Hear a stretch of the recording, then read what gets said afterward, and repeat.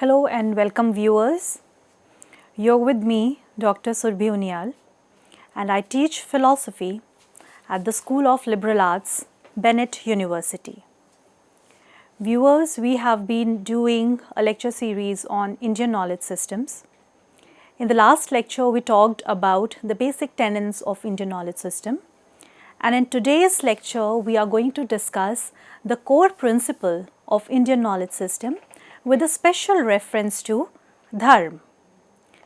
So, if we first talk about what is Indian knowledge system, which we have already covered in our last lecture, then it is which is also known as Bharatiya Gyan Parampara, wherein we discuss what are the knowledge systems that have generated, originated and have been prevailing in the Indian subcontinent.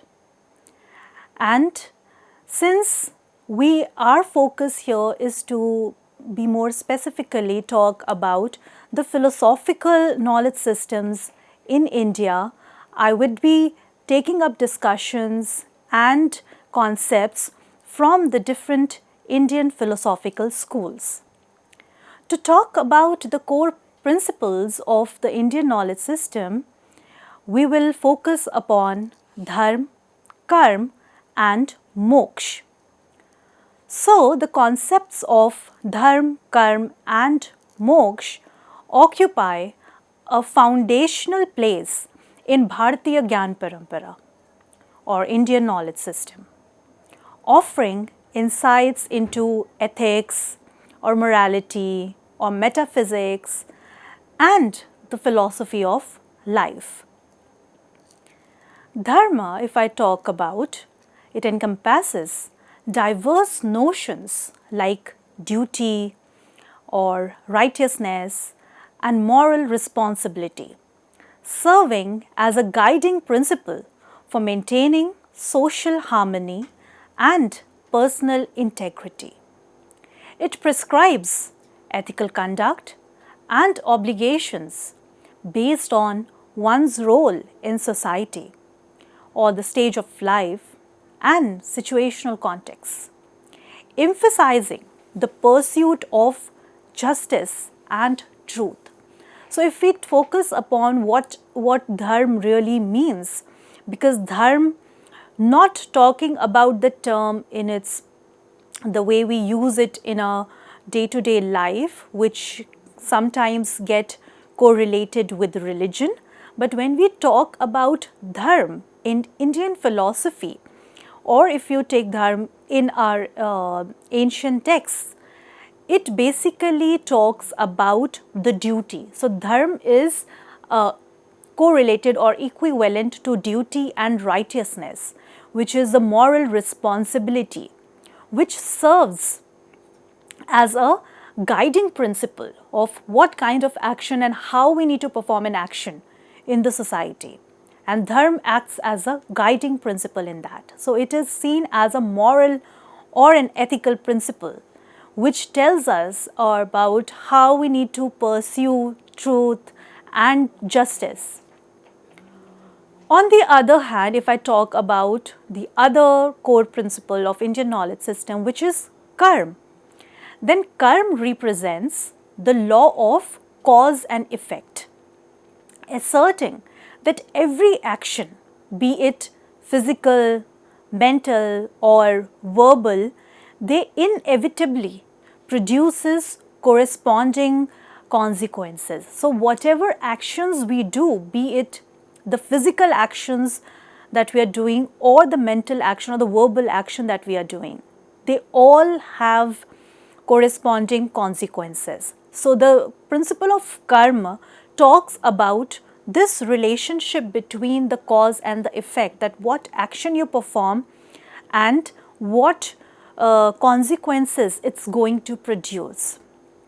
So, it highlights personal accountability and reinforces the idea that one's present circumstances are shaped by past actions, while future outcomes, they depend on the current choices.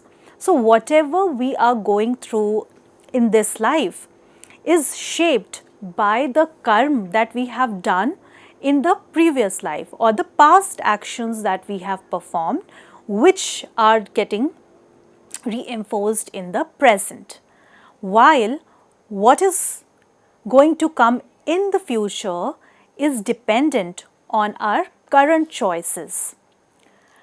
So, the concept of karma is deeply embedded in Indian philosophy and spirituality, originating from the Sanskrit root kri, which means to act or to do.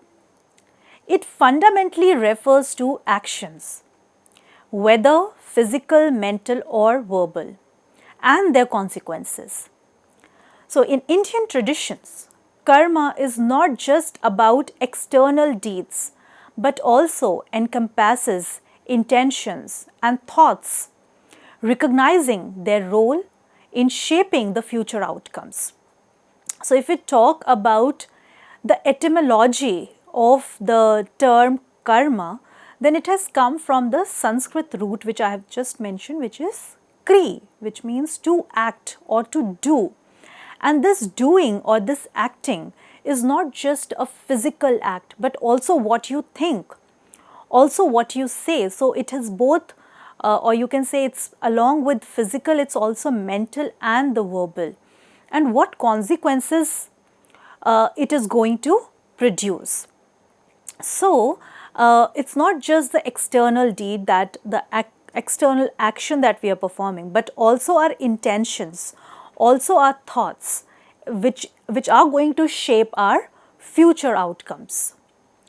So, the principle of karma serves as a moral compass in everyday life, guiding actions based on ethical considerations.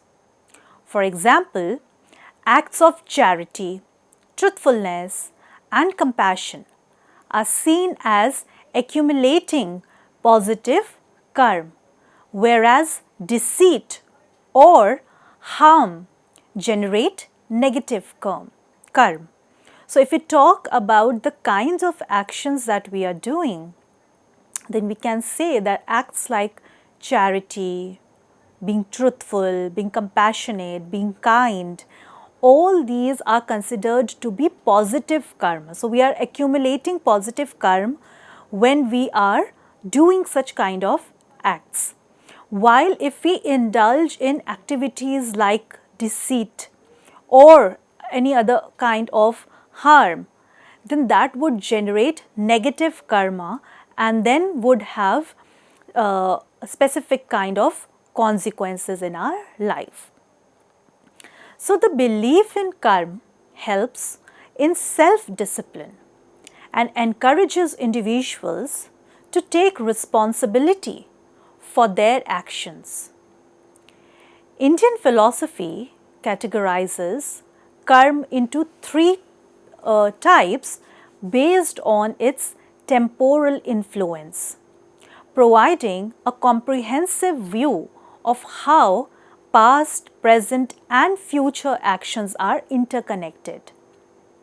So, based on the temporality of the karma, what has been done in the past, what we are doing in the present and what is going to be there in the future, they are all interconnected, and we will see that how these three are interconnected. So, if I talk about the sanchit karma, which is accumulated actions, that represents the sum total of actions, both good and bad, performed in all previous lifetimes.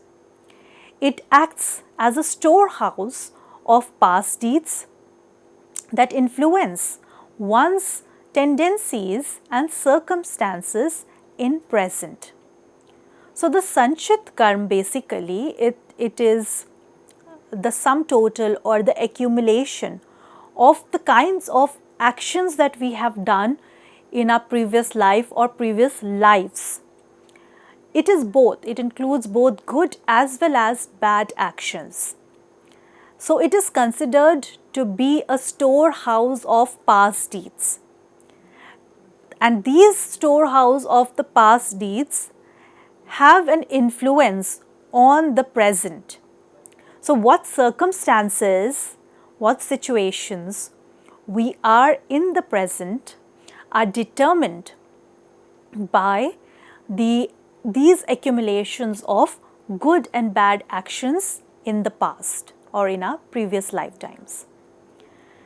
Then is prarabdha karma.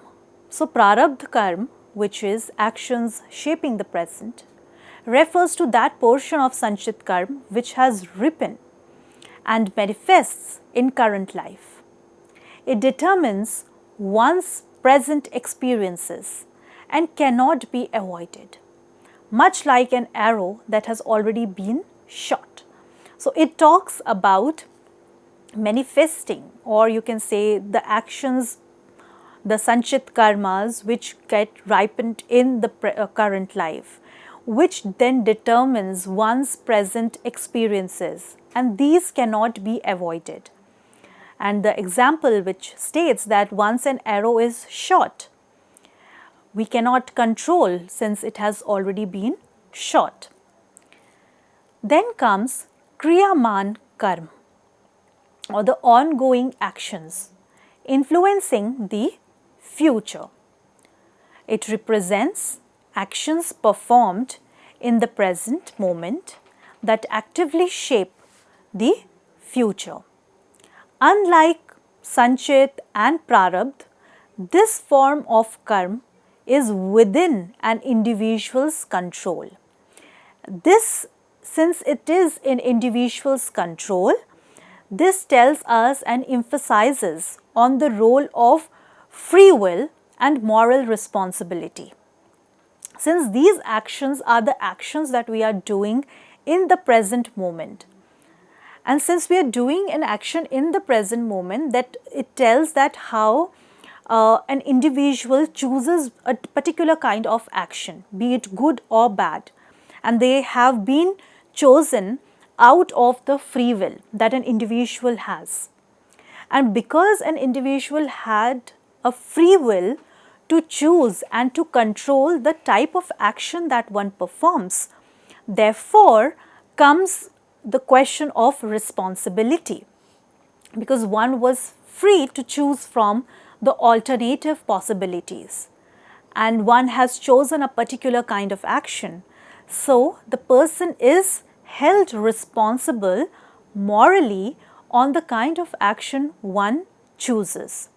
And this then is carried forward, as we can say, to our future, and that's going to shape the kind of future that we would have, depending on good and bad actions that we have or we are doing in this present life.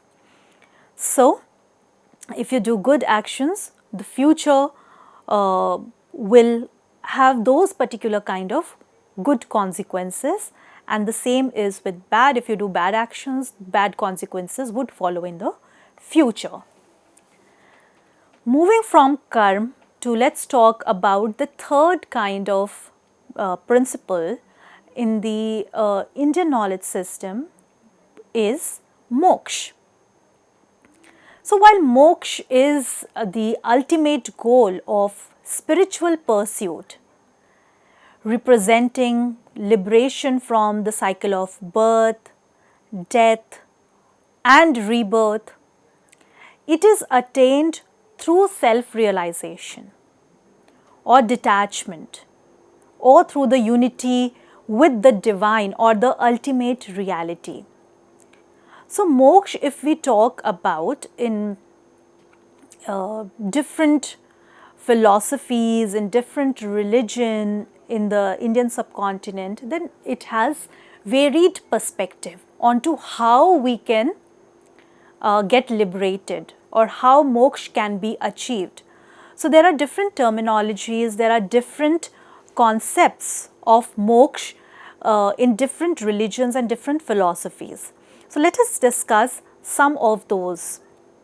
So if you talk about moksha from the Hindu perspective, then it is considered the Paramarth, which means the highest purpose of human life.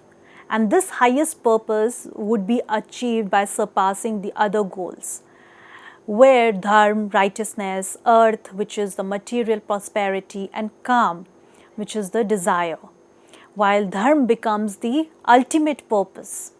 Similarly, in Buddhism, it is equated with Nirvana, which is freedom from suffering, while in Jainism, it is Kevala Gyan, which is pure knowledge and liberation from the karmic bondage.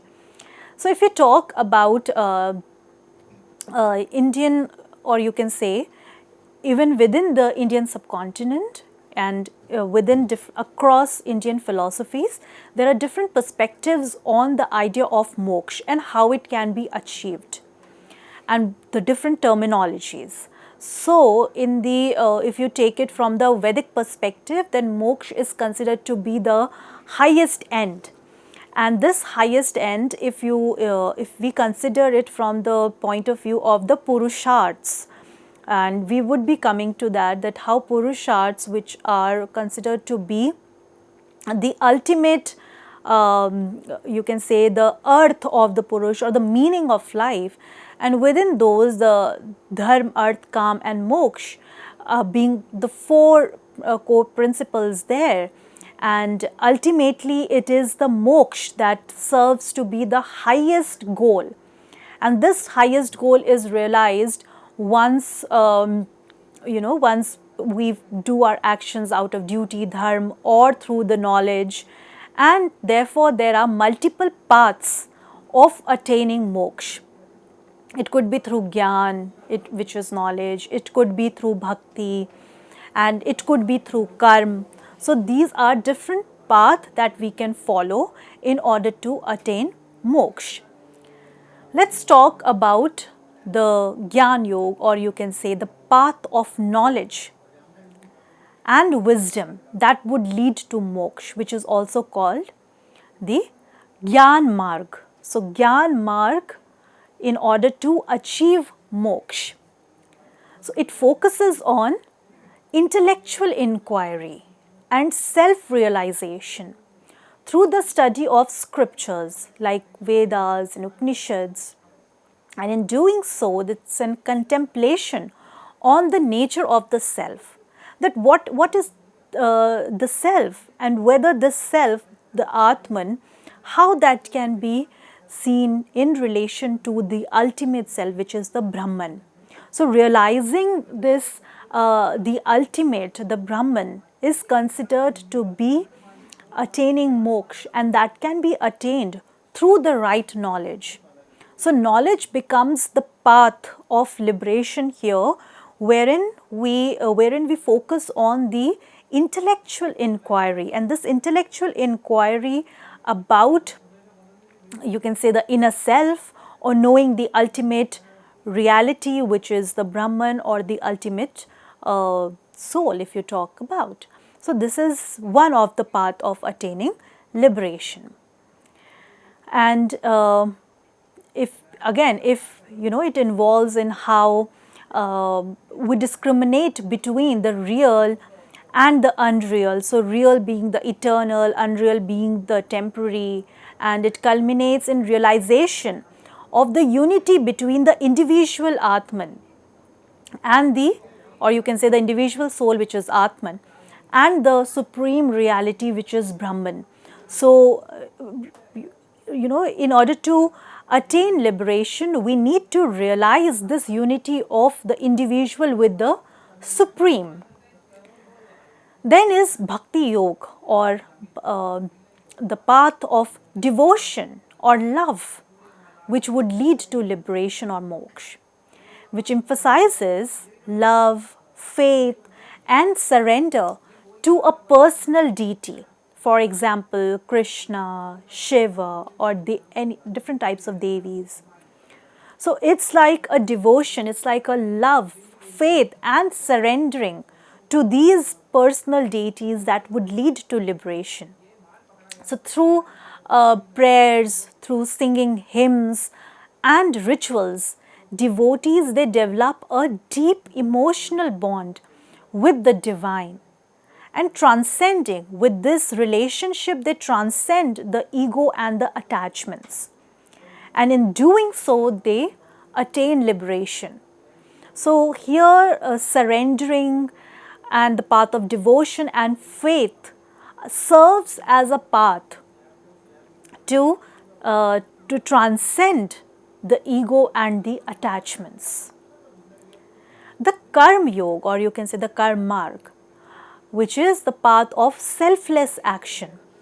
It focuses on performing duties without attachment to results or the consequences, as it has been outlined in Bhagavad Gita. So actions are seen as offerings to the divine, ensuring purity of intention and freeing the soul from the karmic bondage. So performing an action with the sense of duty and action as an offering to the divine with pure intention, that helps in freeing the soul from the karmic bondage, and hence is seen as another path of liberation. Then comes Raj Yoga, which is a path of meditation and discipline.